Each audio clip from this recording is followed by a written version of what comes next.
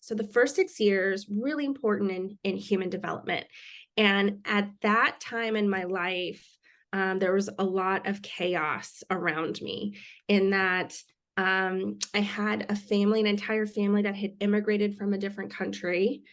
So the stress of immigration, living in under one roof. Mhm. And the other piece with this is I had a caregiver that has a severe mental illness, specifically schizophrenia. And Oh, so wow.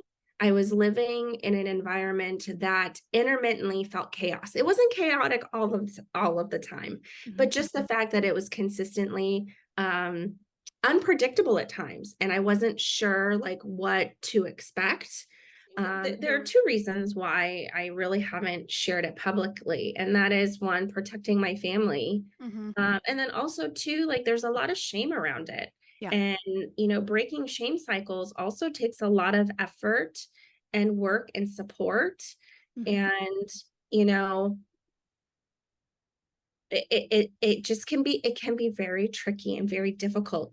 These are things that I've recently started to think about. I was telling a girlfriend today before, I hopped on this podcast that, these are things I haven't had to talk about in a really long time. And it's kind of difficult to kind of go through that process again Yeah. because my healing journey really didn't start until I left my childhood home and moved to a different state and then created a whole life for myself. Wow. Like, I'll share this one story. Because of the chaos, the verbal abuse, witnessing physical abuse against my caregivers, experiencing physical abuse directly. Anytime the volume in the house got to a certain level, I would go to a safe place, and that safe place was a closet.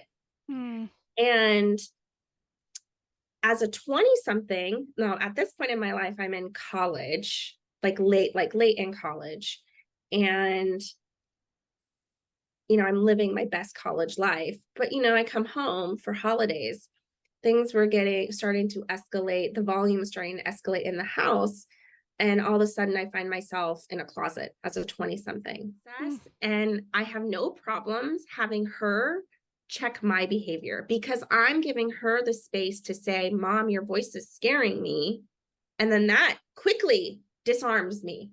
Then I'm snapping out of my like reptilian brain, Mhm. right? And I'm going into my frontal lobe and I'm saying, whoa, whoa, whoa, like this, I'm taking, like, this is too scary for her. Mhm. Like, and raising my voice could be like, remember what I said? Right? It could just that influx. And she's like, I don't want that. Or like bat signals going on. Right. And that's not to say like you need to be monotone about everything. Like Right. normal like conversation has different intonations and tones and everything.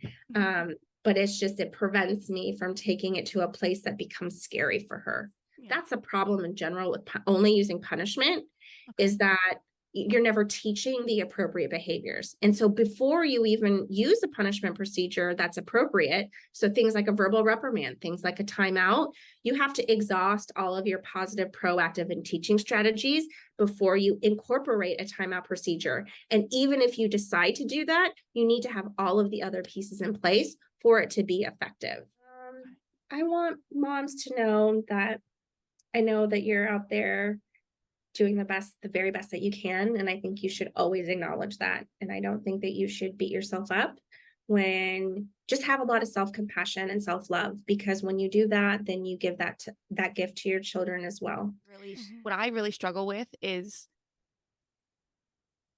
and I don't know that it's often talked about, is like the response to those things, like modeling or just sitting with your Mm, kid in the pain and the yeah.